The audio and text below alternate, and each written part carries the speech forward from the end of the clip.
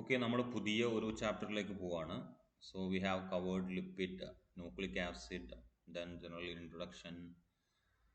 അപ്പം ഇനിയിപ്പോൾ ഒരു പുതിയ ചാപ്റ്റർ എന്ന് പറയുന്നത് എൻസൈംസ് ആണ്. എൻസൈംസ് ആൻഡ് കോഎൻസൈംസ് എന്ന് പറയുന്ന ചാപ്റ്റർ. സോ അപ്രോക്സിമേറ്റ്ലി 3 hour ടോപ്പിക്കാണ്.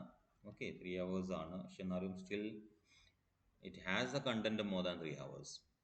സിലബസ് പ്രകാരം 3 hours ആണ് ഉള്ളതെങ്കിലും അതിൽ കൂടുതൽ അവേഴ്സ് അതിന് വേണ്ടി വരും കവർ ചെയ്യാൻ വേണ്ടിയിട്ട്. Okay, so enzymes and coenzymes. So അതിൻ്റെ ഫസ്റ്റ് പാർട്ട് എന്ന് പറയുന്നത് എൻസൈമിൻ്റെ ക്ലാസിഫിക്കേഷൻ ആണ്. ഓക്കെ, അപ്പോൾ അതിലേക്ക് പോകുന്നതിന് മുമ്പ് എൻസൈംസിനെ കുറിച്ചുള്ള ഒരു ബേസിക് ഐഡിയ എന്ന് വെച്ച് കഴിഞ്ഞാൽ അതിൻ്റെ ഒരു ഇൻട്രൊഡക്ടറി പാർട്ട് നമുക്ക് ഡിസ്കസ് ചെയ്യാം. അതിനുശേഷം എൻസൈം ക്ലാസിഫിക്കേഷനിലേക്ക് പോവാം. ഓക്കെ, ഇപ്പോൾ എൻസൈംസ് എടുക്കുകയാണെങ്കിൽ we know that they are biological catalyst. Okay, enzymes are biological catalyst. എന്തിനെയാണ് നമ്മൾ കാറ്റലിസ്റ്റ് എന്ന് പറയുന്നത്? Any component which speed up the chemical reaction ആണ് കാറ്റലിസ്റ്റ് എന്ന് പറയുന്നത്. Any component which can speed up the chemical reaction is known as the catalyst.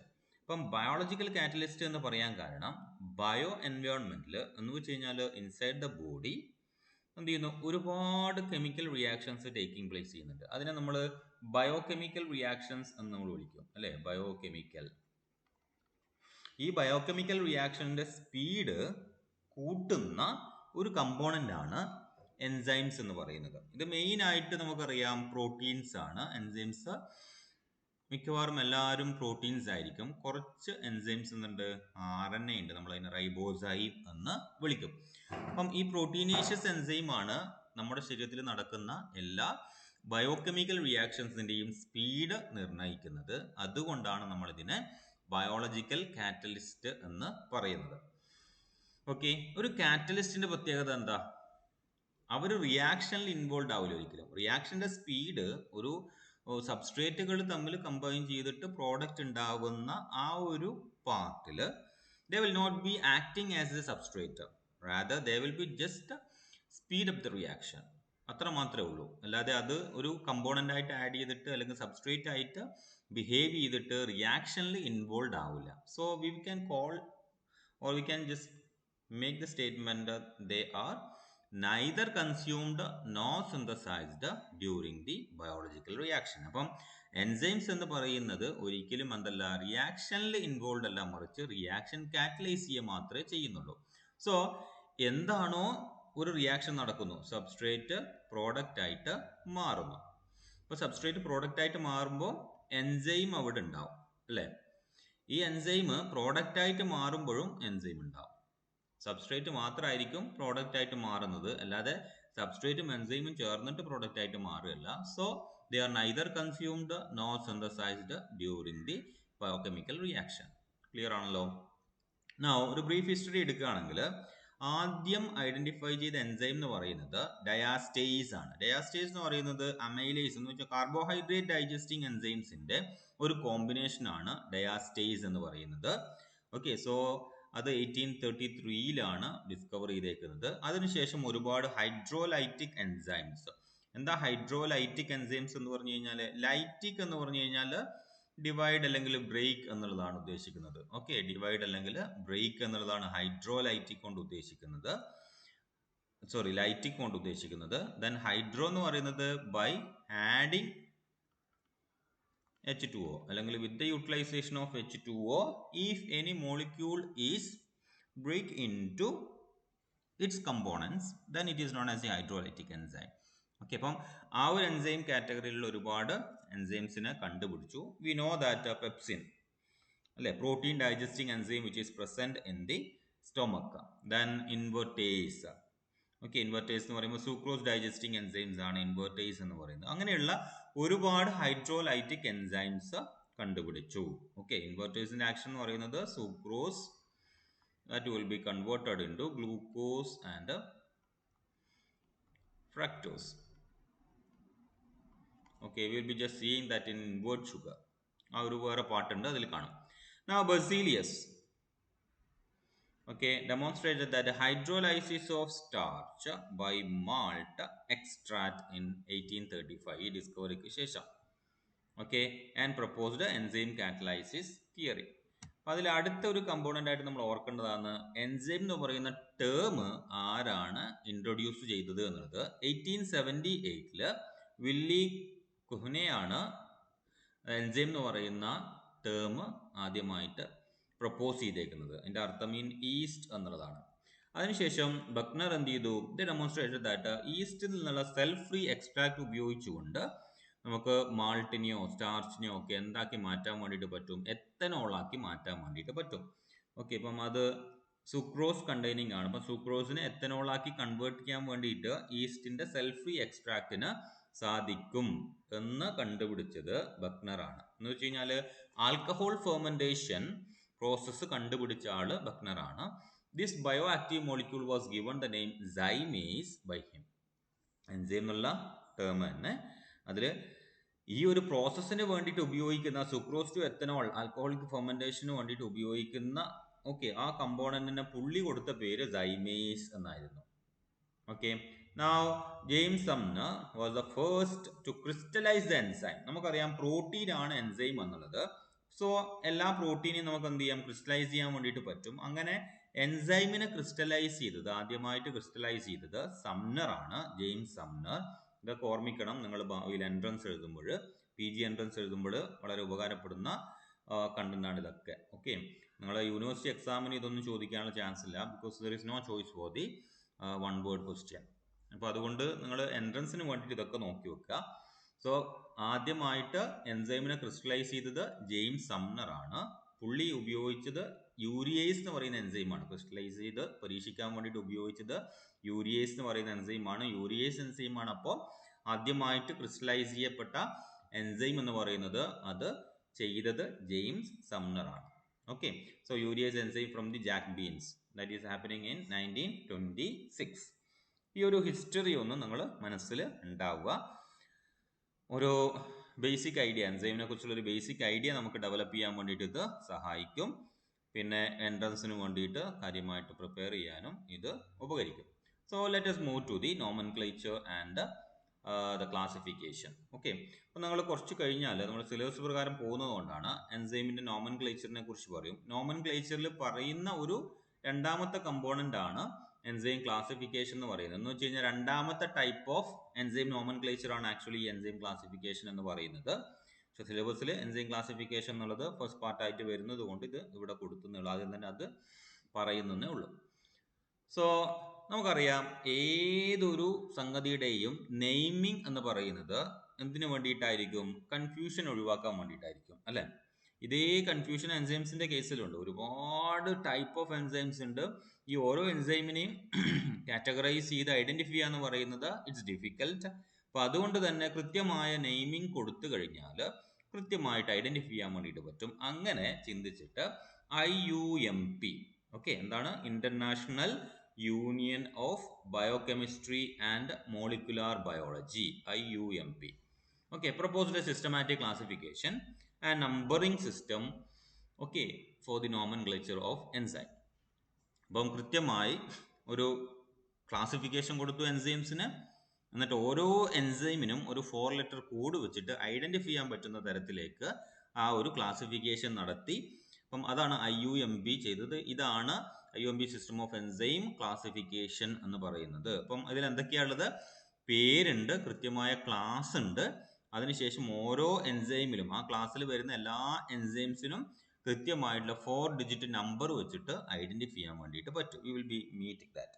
Now according to IUBMP numbering system of nomenclature, the name of the enzyme starts with the EC.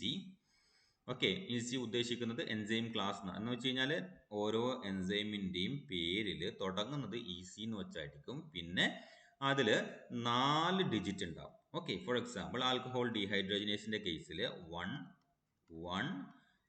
ആയിരിക്കും.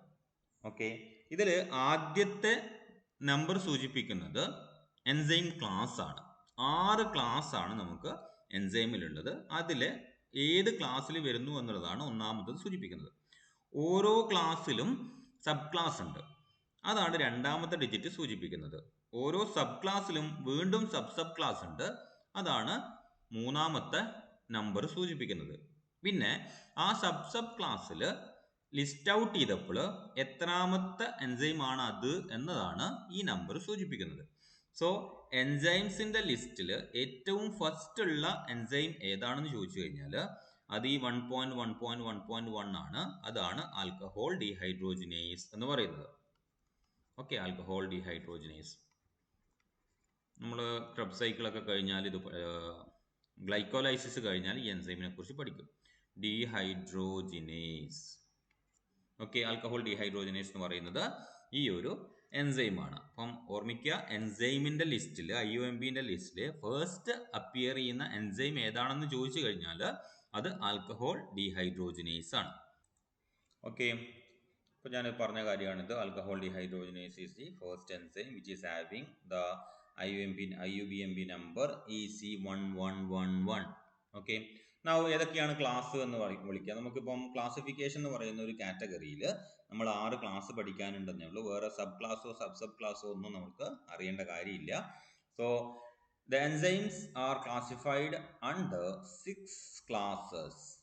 അതാണ് ഓക്സിഡോറിഡക്റ്റേസ്, transferase, ഹൈഡ്രോലേസ്, ലയേസ്, isomerase and ligase. ഇങ്ങനെ 6 class of enzymes ആണ് നമുക്ക് ഉള്ളത്.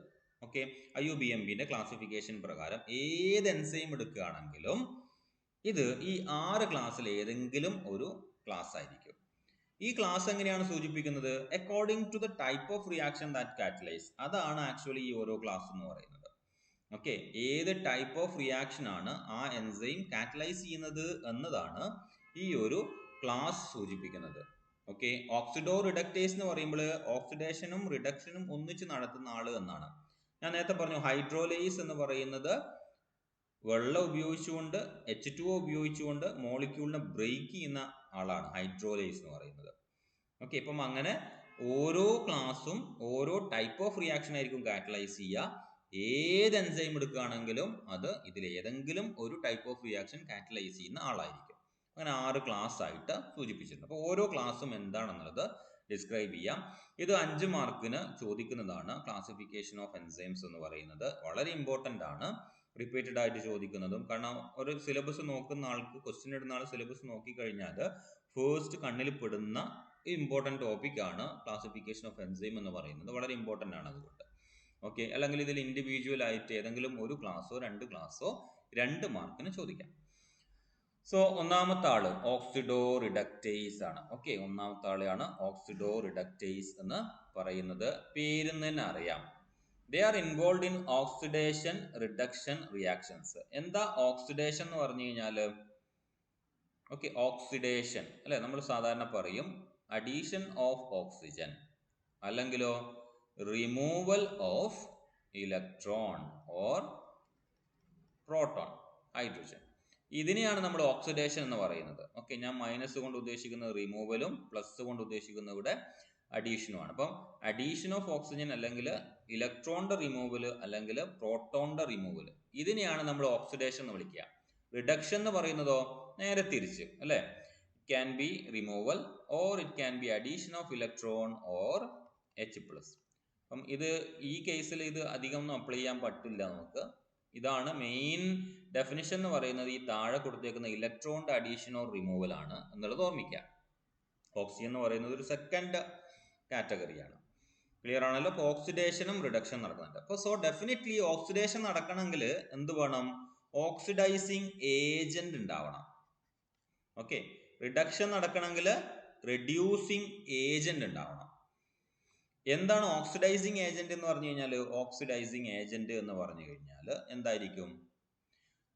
Oxidation ആണ് സബ്സ്ട്രേറ്റിന് നടത്തേണ്ടത്. ഇപ്പോൾ oxidising agent എന്ന് പറയുന്ന എന്താ? It will undergo reduction. ഇപ്പോൾ ഓക്സിഡൈസിങ് ഏജന്റ് എപ്പോഴും എന്താ ചെയ്യുക? ഇപ്പം ഒരു ഓക്സിഡൈസിങ് ഏജന്റ് ആണെന്ന് വിചാരിക്കുക. ഞാൻ തൽക്കാലം ഓക്സിഡൈസിങ് ഏജന്റിനെ OA എന്ന് സൂചിപ്പിക്കുന്നു. ഈ OA സബ്സ്ട്രേറ്റ്. ഓക്കെ, സബ്സ്ട്രേറ്റിൽ ഹൈഡ്രജൻ ഉണ്ട് എന്ന് വിചാരിക്കുക. നിങ്ങൾ ഇതിനെ സൾഫോ ഹൈഡ്രോയിൽ ഗ്രൂപ്പായിട്ട് കണക്കാക്കരുത്. ഒരു സബ്സ്ട്രേറ്റ് ഹൈഡ്രജൻ എന്ന് കണക്കാക്കിയാൽ മതി. ഓക്കെ, ഇപ്പം ഓക്സിഡൈസിങ് ഏജന്റ് ഉണ്ട്, ഒരു സബ്സ്ട്രേറ്റ് ഉണ്ട് which is in reduced state. ഇതിനെന്ത് ചെയ്യണം? ഓക്സിഡേഷൻ നടക്കണമെങ്കിൽ എന്താ സംഭവിക്കുന്നത്? ഇവിടെ ഈ ഹൈഡ്രജനെ ആര് ആക്സെപ്റ്റ് ചെയ്യും? ഈ പറയുന്ന ഓക്സിഡേഷൻ ഏജന്റ്, ഹൈഡ്രജൻ എന്ന് പറയുമ്പോൾ ഇവിടെ ഇലക്ട്രോൺ ഉണ്ട് എന്നുള്ളത് ഓർമ്മിക്കുക. അപ്പം ഈ ഓക്സിഡൈസിങ് ഏജന്റ് ആക്സെപ്റ്റ് ചെയ്യും. So it will become OAH എന്നാക്കി ഞാൻ. ആൻഡ് സബ്സ്ട്രേറ്റിന് എന്ത് സംഭവിക്കും? ഇത് ലൂസ് ചെയ്യുക ചെയ്യുന്നത്, ഇറ്റ് ബിക്കം S. ഇപ്പം ഇതെന്തായി? സബ്സ്ട്രേറ്റ് ഓക്സിഡേഷൻ നടന്നു, സബ്സ്ട്രേറ്റിന് ഓക്സിഡേഷൻ നടന്നു, ഓക്സിഡൈസിങ് ഏജന്റിന് റിഡക്ഷൻ നടന്നു അല്ലേ? ഇവിടെ എന്താ നടന്നത്? പ്രോട്ടോണിന് അല്ലെങ്കിൽ ഇലക്ട്രോണിന് ആഡ് ചെയ്യപ്പെട്ടു. സോ ഡെഫിനറ്റ്ലി അത് റിഡക്ഷൻ ആണ്. So oxidizing agent will undergo reduction. Similarly reducing ഏജന്റിന് എന്ത് സംഭവിക്കും? It will undergo oxidation. ഓർമ്മിക്കാം. ഓക്കെ, അപ്പൊ ഓക്സിഡോ റിഡക്ഷൻ എന്ന് ആ റിയാക്ഷനെ പറയാൻ കാരണം എന്തായിരിക്കും? ഒരു ഓക്സിഡേഷൻ നടക്കുന്ന റിയാക്ഷൻ ആണെങ്കിൽ ഡെഫിനറ്റ്ലി അവിടെ ഓക്സിഡൈസിങ് ഏജന്റ് ഉണ്ടാവും. സോ ഡെഫിനറ്റ്ലി ഒരാൾക്ക് റിഡക്ഷനും ഒരാൾക്ക് ഓക്സിഡേഷനുമാണ് സംഭവിക്കുന്നത്. ഇനി റിഡക്ഷൻ നടക്കുന്ന ഒരു റിയാക്ഷൻ ആണെങ്കിൽ അവിടെ എന്തുണ്ടാവും? റെഡ്യൂസിങ് ഏജന്റ് ഉണ്ടാവും. സോ ഡെഫിനറ്റ്ലി റെഡ്യൂസിങ് ഏജന്റിന് ഓക്സിഡേഷൻ സംഭവിക്കും, സബ്സ്ട്രേറ്റിന് റിഡക്ഷൻ സംഭവിക്കും. അപ്പൊ രണ്ട് റിയാക്ഷൻ അറ്റ് എ ടൈം അവിടെ നടക്കുന്നുണ്ട്. അപ്പം അതുകൊണ്ടാണ് ആ ഒരു കാറ്റലൈസ്ഡ് റിയാക്ഷനെ നമ്മൾ ഓക്സിഡോ റിഡക്ടേസ് എന്ന് വിളിക്കുന്നത്. ഇതിന് തന്നെ വേറൊരു പേര് വിളിക്കുന്നതാണ് എന്ത്? ഡീഹൈഡ്രോജിനേസ് എന്നുള്ളത്. Okay, dehydrogenase.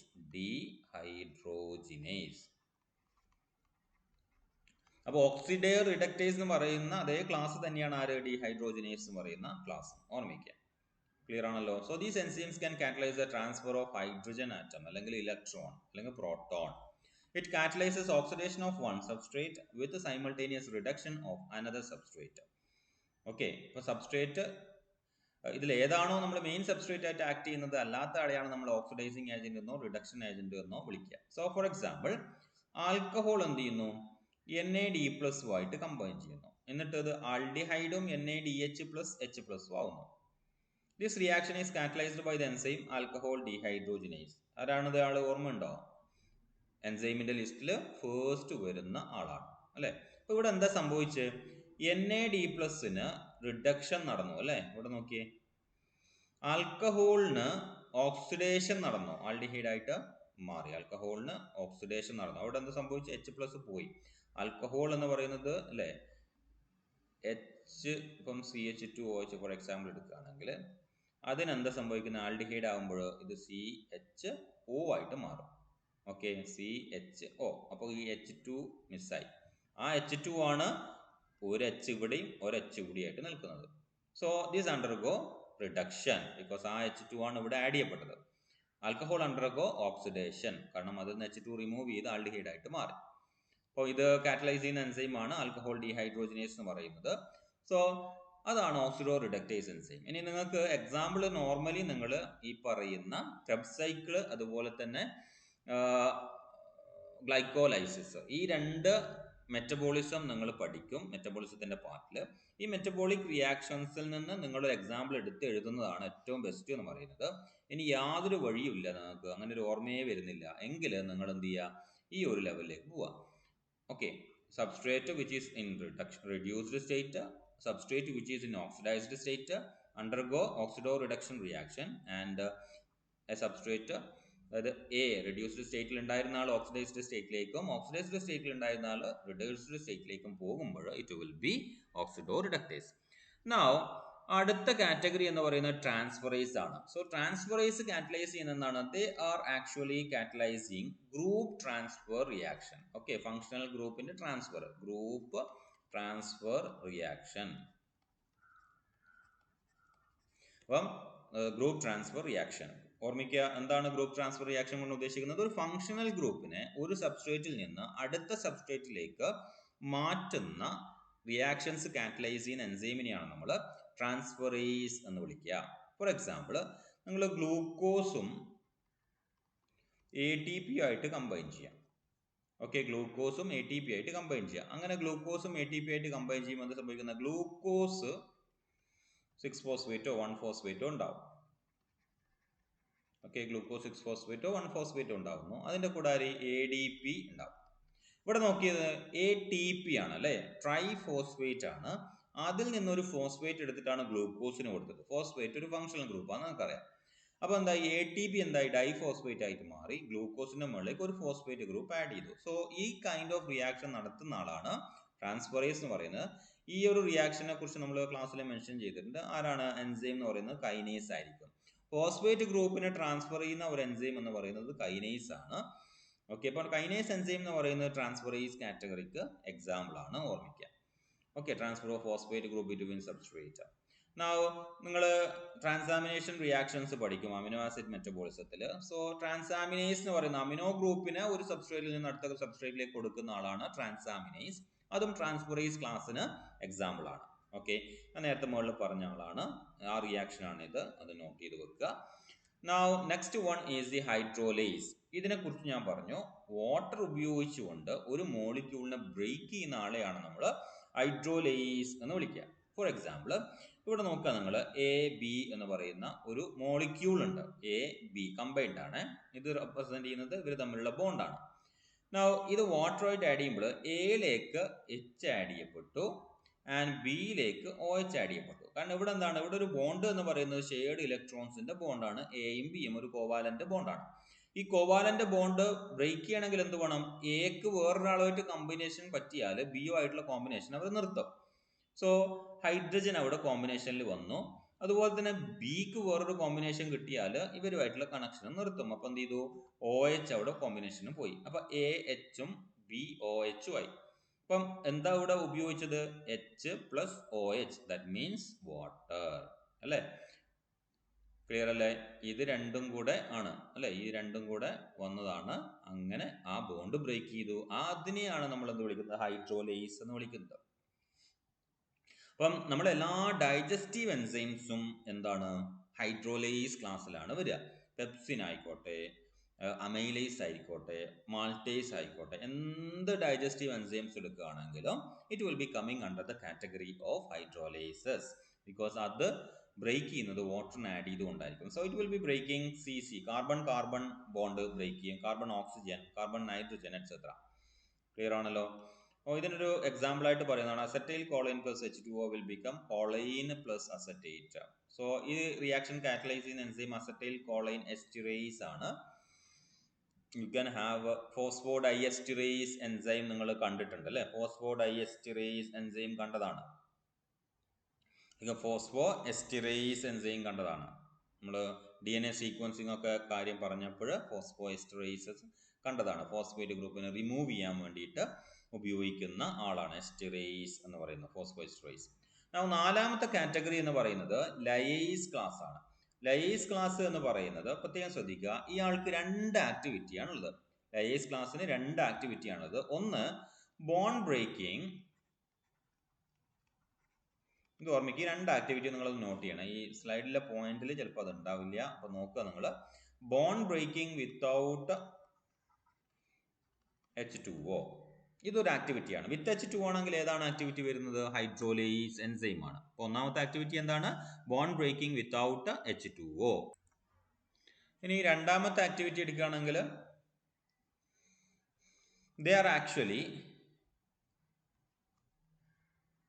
making, or we can just say making വേണ്ട, നമുക്ക് ഇൻട്രൊഡ്യൂസിങ് എന്നുള്ളൊരു വാക്ക് ഉപയോഗിക്കാം. Introducing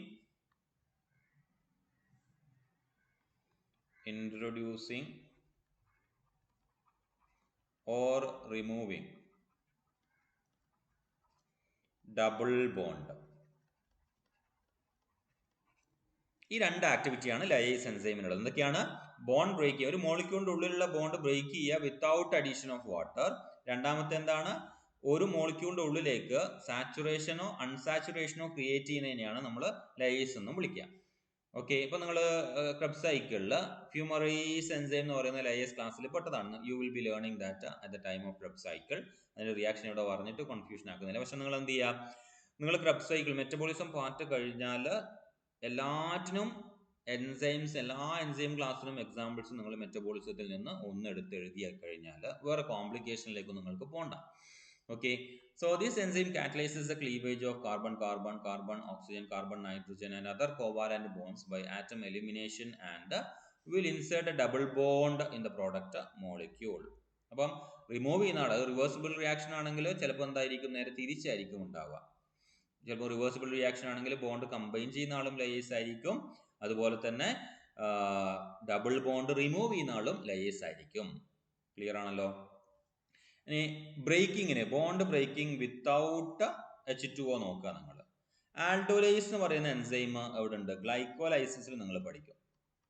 glycolysis, okay, COLYSIS. ഗ്ലൈക്കോലൈസിസിൽ ആൾഡോലൈസ് എന്ന് പറയുന്ന ഒരു എൻസൈം ഉണ്ട്. അതെന്താ ചെയ്യുന്നതെന്ന് വെച്ച് കഴിഞ്ഞാൽ ഹെക്സോ ഷുഗറിനെ 2 ട്രയോ ഷുഗർ ആക്കി മാറ്റാണ് ചെയ്യുക. ഹെക്സോസിനെ 2 ട്രയോസ് ആക്കി മാറ്റും. ഇവിടെ H2Oന്റെ ആവശ്യം വരുന്നേ ഇല്ല, ഹൈഡ്രോലൈറ്റിക് ആക്ടിവിറ്റി വരുന്നേ ഇല്ല. കാരണം ഒരു മോളിക്യൂളിനും റിമൂവ് ചെയ്യപ്പെടുന്നില്ല അല്ലെങ്കിൽ ആഡ് ചെയ്യപ്പെടുന്നില്ല. ഓക്കെ, ഇപ്പം ആ റിയാക്ഷൻ എക്സാക്ട്ലി എന്താണ്? ഫ്രക്ടോസ് 1,6 ബിസ്ഫോസ്ഫേറ്റ് അതെന്തായി മാറും? ഡൈഹൈഡ്രോക്സി അസറ്റോൺ ഫോസ്ഫേറ്റും ഗ്ലിസറാൾഡിഹൈഡ് 3 ഫോസ്ഫേറ്റും ആക്കി മാറ്റും. സോ ഗ്ലൂക്കോസ് മെറ്റബോളിസത്തിൽ ഗ്ലൈക്കോലൈസിസിലെ മൂന്നാമത്തെ സ്റ്റെപ്പാണിത്. മൂന്നാമത്തെ 4ാമത്തെ റിയാക്ഷൻ ആണിത്. ഹെക്സോ ഷുഗറിന് 2 ട്രയോസ് ആക്കി മാറ്റാം.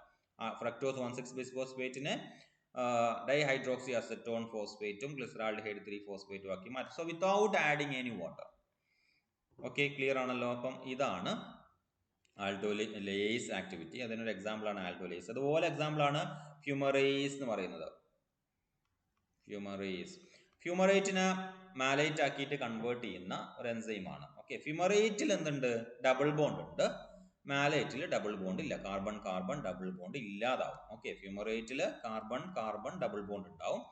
മാലൈറ്റിൽ എത്തുമ്പോഴും അതെന്താവും? കാർബൺ കാർബൺ സിംഗിൾ ബോണ്ട് ആവും. അതിനെന്തുകൊണ്ട് എന്താ ചെയ്യുന്നത്? ഇവിടെ ആഡ് ചെയ്യപ്പെടുന്നത് വാട്ടർ ആയിരിക്കും. പക്ഷേ എന്ന് വെച്ച് നമുക്ക് ഒരിക്കലും എന്ത് ചെയ്യില്ല, വാട്ടർ ഉപയോഗിച്ചുകൊണ്ട് ബ്രേക്ക് ചെയ്യുന്നത്. ഇത് it can B any atom or molecule which is added. അപ്പോൾ അതിൽ ഒരാൾ വാട്ടർ ആയിരുന്നേ ഉള്ളൂ. അതുകൊണ്ട് ഹൈഡ്രോലൈറ്റിക്കുമായിട്ട് അതിന് യാതൊരു ബന്ധവുമില്ല. നോക്കിയാൽ നിങ്ങൾ C ഡബിൾ ബോണ്ട് C എന്നുള്ളത് എന്തായി? CH COH ആയി. ബാക്കിയുള്ള കമ്പോണന്റ് അവിടെ ഉണ്ട്. കാരണം നിങ്ങൾക്കറിയാം 4 വാലൻസി ആണ് കാർബൺ ഉള്ളത് എന്നുള്ളത്. നിങ്ങൾക്ക് ഐഡന്റിഫൈ ചെയ്യാൻ വേണ്ടി ഞാൻ ജസ്റ്റ് റെപ്രസെന്റ് ചെയ്തേ ഉള്ളൂ. അപ്പം ഡബിൾ ബോണ്ടിന്റെ ഇൻസേർഷൻ ഓർ റിമൂവൽ, പിന്നെയോ ബോണ്ട് ബ്രേക്കിംഗ് വിത്തൗട്ട് H2O, ഇതിനെയാണ് നമ്മൾ ലയേസ് എന്ന് പറയുന്നത്. നൗ 5th ക്ലാസ് എന്ന് പറയുന്നത് ഐസോമറേസ് ആണ്. ഐസോമറേസ് എന്ന് പറയുന്നത് എന്താണ്? മോളിക്കുലാർ റീഅറേഞ്ച്മെന്റ്സ് ആണ്. ഒരു മോളിക്യൂളിന്റെ ഉള്ളിലുള്ള ആറ്റംസിനെ റീഅറേഞ്ച് ചെയ്യുക. ഓക്കെ, അതിനെയാണ് ഐസോ. അപ്പം ഇന്റർ കൺവേർഷൻ ഓഫ് ഐസോമേഴ്സ് ആണ് ഐസോമറേസ് എന്ന് പറയുന്ന എൻസൈമിന്റെ പണി. Inter conversion of isomers, Inter conversion of geometric or structural changes within the molecule. നിങ്ങൾ വളരെ സിമ്പിൾ ആയിട്ട് ഇന്റർ കൺവേർഷൻ ഓഫ് ഐസോമേഴ്സ് എന്ന് പറഞ്ഞാൽ മതി. ഓക്കെ, ഐസോമറൈസേഷൻ റിയാക്ഷൻസ് കാറ്റലൈസ് ചെയ്യുക എന്നുള്ളതാണ് ഐസോമറൈസ് എന്ന് പറയുന്ന എൻസൈം ചെയ്യുന്നത്. ഓക്കെ, ഇപ്പം മ്യൂട്ടേസ് ഉണ്ട്. ഓക്കെ, മ്യൂട്ടേസ് എന്ന് പറയുന്ന എൻസൈം പൊസിഷൻ ജസ്റ്റ് ചേഞ്ച് ചെയ്യുക. ഇപ്പം ഫോർ എക്സാമ്പിൾ ഗ്ലിസറാൾഡിഹൈഡ് 3 ഫോസ്ഫേറ്റിനെ ഗ്ലിസറാൾഡിഹൈഡ് 2 ഫോസ്ഫേറ്റ് ആക്കുക. അപ്പോൾ അതെന്തായി? മ്യൂട്ടേസ് ആണ്. അതിന്റെ പൊസിഷൻ ജസ്റ്റ് ചേഞ്ച് ചെയ്തു. ഇനി ഒരു ആൾഡോസ് ഷുഗറിനെ ഒരു കീറ്റോ ഷുഗർ ആക്കി മാറ്റാം. അതും എന്താണ്? ഐസോമറൈസേഷൻ ആണ്. ഫോർ എക്സാമ്പിൾ ആൾഡോസ് ആണ് ഗ്ലൂക്കോസ് എന്ന് പറയുന്നത്. ഇതിനെ നമ്മൾ എന്ത് ചെയ്യുന്നു? കീറ്റോസ് ആയിട്ടുള്ള ഫ്രക്ടോസ് ആക്കി മാറ്റുന്നു. എന്താ ഐസോമർ എന്ന് പറഞ്ഞാൽ? It's having same molecular formula അല്ലേ? C6H12O6, same molecular formula but different configuration. ഇതിനെയാണ് നമ്മൾ ഐസോമർ എന്ന് വിളിക്കുക. അപ്പം ഗ്ലൂക്കോസിനായാലും ഫ്രക്ടോസിനായാലും മോളിക്കുലാർ ഫോർമുല എന്താണ്? C6H12O6. അതേസമയം അതിന്റെ അറേഞ്ച്മെന്റ്സ് മാറ്റാണ്. ഒരാൾ കീറ്റോ ഷുഗർ ആണ്, ഒരാൾ ആൽഡോ ഷുഗർ ആണ്. എന്ന് വെച്ച് കഴിഞ്ഞാൽ ഒരാളെ ഫംഗ്ഷണൽ ഗ്രൂപ്പ് CHO ആണ്, അടുത്ത ആളെ functional group C double bond O ആണ്. ഓക്കെ, C ഡബിൾ ബോണ്ട് ആണ് അടുത്ത ആളെ ഫംഗ്ഷണൽ ഗ്രൂപ്പ്. ഓക്കെ, അപ്പോൾ രണ്ടും മോളിക്കുലാർ അറേഞ്ച്മെന്റ്സ് മാറ്റുന്നുണ്ട്. അപ്പോൾ ഈ ഒരു കൺവേർഷനും ആരാണ്? ഐസോമറൈസ് എൻസൈം ആണ്. ഓക്കെ, അപ്പം ഇന്റർ കൺവേർഷൻ ഓഫ് ഐസോമേഴ്സ് ആണ് ഐസോമറൈസിന്റെ പണി. നൗ ലാസ്റ്റ് എൻസൈം എന്ന് പറയുന്നത് ലിഗേസ് എൻസൈം ആണ്. ലിഗേസ് എൻസൈം എന്ന് പറയുന്നത് ബോണ്ട് മേക്കിംഗ് എൻസൈം ആണ്. നിങ്ങൾ DNA ലിഗേസിനെ കുറിച്ച് കൂടുതലായിട്ട് കേട്ടിട്ടുണ്ടാവും അല്ലെ? ഓക്കാസാക്കി ഫ്രാഗ്മെന്റ്സ് കമ്പൈൻ ചെയ്യുന്ന DNA ലിഗേസ്. അതുപോലെ തന്നെ DNA എവിടെയെങ്കിലും നിക്ക് ഉണ്ടെങ്കിൽ ആ nick phosphodiester bond open ചെയ്തിട്ട് നിക്കില്ലാതാക്കുന്ന എൻസൈം DNA ലിഗേസ്. ഓക്കെ, അപ്പം DNA ലിഗേസ് എന്ന് പറയുന്നത് ഒരു ലിഗേസ് ക്ലാസ്സിലെ എൻസൈം ആണ്. So they are catalysing the formation of bond between 2 molecules. അപ്പോൾ ഒരു പോളിമറൈസേഷൻ റിയാക്ഷനിൽ ചിലപ്പം ലിഗേസ് ആയിരിക്കും ആക്ടിവിറ്റിയിൽ വരിക. ഓക്കെ, അപ്പം ഇവർക്ക് സ്വാഭാവികമായിട്ടും എന്ത് വേണം? They need energy in the form of ATP. Okay, for example glutamine synthetase, acetyl coenzyme A carboxylase, DNA ligase, ഇതൊക്കെ എക്സാമ്പിൾ ആണ്. Acetyl coenzyme A carboxylase, DNA ligase, glutamine synthetase. Okay, ഇവിടെ നിങ്ങൾ ഓർക്കുക, നിങ്ങൾ ടേസ് എന്നാണ്, സിന്തറ്റേസ് എന്നാണ് വരുന്നുണ്ടെങ്കിൽ ഇൻ പ്രസൻസ് ഓഫ് ATP എന്നാണ് സൂചിപ്പിക്കുന്നത്. ഇതേ സിന്തസിസ് എൻസൈം തന്നെ സിന്തേസ് എന്ന് പറഞ്ഞിട്ട് നിങ്ങൾ പഠിക്കും. Okay, synthase. Okay, for example ATP synthase ആണ് എന്ന് വെച്ച് കഴിഞ്ഞാൽ ATP സിന്തസൈസ് ചെയ്യാൻ വേണ്ടിയിട്ട് വേറെ അഡീഷണൽ എനർജി ഒന്നും ഇല്ല, ഒരു മെക്കാനിക്കൽ എനർജി മാത്രമേ അവിടെ ഉപയോഗിക്കുന്നുള്ളൂ. ഒരു ന്യൂക്ലിയോടൈഡ് ട്രൈഫോസ്ഫേറ്റും അവിടെ യൂട്ടിലൈസ് ചെയ്യപ്പെടുന്നില്ല. അപ്പൊ അങ്ങനെ ഒരു അർത്ഥത്തിൽ സിന്തേസ് എന്ന് അതിനെ പറയാം. സോ സിന്തേസ് എന്താണ്? In the absence of ATP ആണ്. എന്ന് വെച്ച് കഴിഞ്ഞാൽ വിത്തൗട്ട് കൺസ്യൂമിങ് ATP ഏതെങ്കിലും ഒരു മോളിക്യൂളിന്റെ സിന്തസിസ് നടക്കുന്നുണ്ടെങ്കിൽ അതാണ് സിന്തേസ് എന്ന് പറയുന്നത്. വിത്ത് കൺസംഷൻ ഓഫ് ATP ഒരു മോളിക്യൂളിന്റെ സിന്തസിസ് നടക്കുന്നുണ്ടെങ്കിൽ അതിനെയാണ് നമ്മൾ സിന്തറ്റേസ് എന്ന് വിളിക്കുക. ഓക്കെ, അപ്പം ആ ഒരു ഡിഫറൻസും കൂടെ ഒന്ന് നോട്ട് ചെയ്ത് വെക്കുക. അപ്പം synthetase, synthase enzymes, acetyl coenzyme carboxylase, DNA ligase etcetera are the examples for ligase class of enzyme. ഇതിപ്പോ ഒരു ലിസ്റ്റ് ഔട്ട് ചെയ്ത എൻസൈംസ് ആണ്. ഇനി നിങ്ങൾ മെറ്റബോളിസം പഠിക്കുമ്പോൾ ആ ഒരു എൻസൈം, ഒരു പെർട്ടിക്കുലർ റിയാക്ഷൻ കാറ്റലൈസ് ചെയ്യുന്ന എൻസൈം ഏത് ടൈപ്പ് ഓഫ് റിയാക്ഷൻ ആണ് കാറ്റലൈസ് ചെയ്യുന്നതെന്ന് ഐഡന്റിഫൈ ചെയ്യാൻ വേണ്ടിയിട്ട് നിങ്ങൾക്ക് പറ്റണം. അങ്ങനെ ഐഡന്റിഫൈ ചെയ്ത് ആ ഒരു പെർട്ടിക്കുലർ എൻസൈം ഏത് ക്ലാസ്സിലാണ് വരുന്നത് എന്ന് മെൻഷൻ ചെയ്യാനും പറ്റണം. അങ്ങനെ ഒരു ലെവലിലേക്ക് നിങ്ങൾ വളരണം. വെറുതെ എക്സാമ്പിൾസ് ഇങ്ങനെ ബൈഹാർട്ട് പഠിച്ചു പോകരുത്. ഇപ്പം തൽക്കാലം നമ്മൾ പഠിക്കുന്ന സമയത്ത് കോട്ട് ചെയ്യാൻ വേണ്ടിയിട്ട് എക്സാമ്പിൾ ആയിട്ട് പറയുന്നു. പക്ഷെ ഇനി അങ്ങോട്ട് മെറ്റബോളിക് റിയാക്ഷൻസ് ഓരോന്ന് നടക്കുമ്പോഴും ഏത് ക്ലാസ്സിൽ പെടുന്ന എൻസൈം ആണ് ഇത് എന്ന് ഐഡന്റിഫൈ ചെയ്ത് കഴിഞ്ഞാൽ നമുക്ക് ഇഷ്ടം പോലെ എക്സാമ്പിൾസ് എക്സാമിന് എഴുതാൻ വേണ്ടിയിട്ട് ഉണ്ടാവും. So that's about the classification of enzyme, 6 different classes. അപ്പം അതിൻ്റെ ഒരു ടേബുലാർ റെപ്രസെൻറ്റേഷൻ ആണ്. ഞാൻ എപ്പോഴും പറയുന്ന പോലെ അജയ് കുമാർ സാറിന്റെ ബുക്കിലുള്ള ഒരു ടേബുലാർ റെപ്രസെൻറ്റേഷൻ ആണ് ഇത്, ഡിഫറെന്റ് ക്ലാസ്സസ് ഓഫ് എൻസൈംസിന്. ഓക്കെ, നെക്സ്റ്റ് വൺ എന്ന് പറയുന്നത് എൻസൈംസിന്റെ നോമൻക്ലേച്ചർ ആണ്. ഞാൻ പറഞ്ഞു ഈ ക്ലാസിഫിക്കേഷൻ നോമൻക്ലേച്ചറിന്റെ പാർട്ടായിട്ട്, സെക്കൻഡ് പാർട്ടായിട്ട് വരുന്നതാണ്. ആക്ച്വലി സിലബസിൽ ഇത് ഫസ്റ്റ് പാർട്ടായിട്ട് കൊടുത്തുകൊണ്ട് നമ്മൾ ഇത് പറഞ്ഞതേ ഉള്ളൂ. അപ്പോൾ അവിടെ നമ്മൾ നോമൻക്ലേച്ചറിൽ പറയുന്നത് ട്രിവിയൽ നെയിമിങ്ങിനെ കുറിച്ച് മാത്രമായിരിക്കും, ഈ പറയുന്ന സിസ്റ്റം ഉണ്ടാവില്ല. പക്ഷെ നോമൻക്ലേച്ചർ എന്ന് പറയുന്ന ഒരു ക്വസ്റ്റ്യൻ നിങ്ങൾ 5 മാർക്കിന് ചോദിച്ചു കഴിഞ്ഞാൽ you can add both trivial naming as well as the classes of enzymes. ഇനി ഇതിന്റെ കൂടെ നിങ്ങൾ ആലോചിക്കേണ്ട വേറൊരു വിഷയം എന്ന് വെച്ച് കഴിഞ്ഞാൽ ഈ ഒരു 6 ക്ലാസ്സസ് ഇതേ ഓർഡറിൽ നിങ്ങൾ പഠിച്ചു വെച്ചിരിക്കണം. ഓക്കെ, അപ്പം നമ്മൾ എങ്ങനെയാ ഓർക്കുക? ഓത്ത്, ലില്ലി എന്നോർത്താൽ മതി. ഓത്ത്, ലില്ലി 6 ക്ലാസ് കൃത്യമായിട്ട് ഈ ഓർഡറിലായിരിക്കണം. കാരണം എന്താ? ഒരു എൻസൈമിന്റെ ഫസ്റ്റ് നമ്പർ സൂചിപ്പിക്കുന്നത് ഈ ക്ലാസ് ആണ്.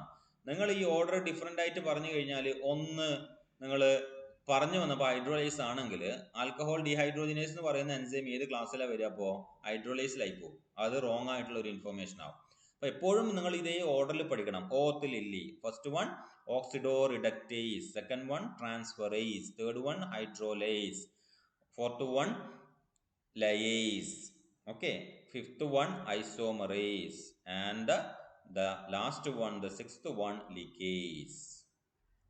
അപ്പോൾ ആ ഒരു ഓർഡർ കൃത്യമായിട്ട് പഠിച്ചു വെക്കണം. Because that order has a significance because numbering of enzyme is based on this order. അപ്പോൾ ഈ ഓർഡർ തെറ്റിച്ചു കഴിഞ്ഞാൽ കംപ്ലീറ്റ് എൻസൈംസിന്റെ നമ്പറിംഗ് സിസ്റ്റവും തെറ്റും. അതുകൊണ്ട് ഒരിക്കലും നിങ്ങൾ ആ ഓർഡർ മാറ്റാൻ വേണ്ടിയിട്ട് പാടില്ല. So that's about the classification of enzymes.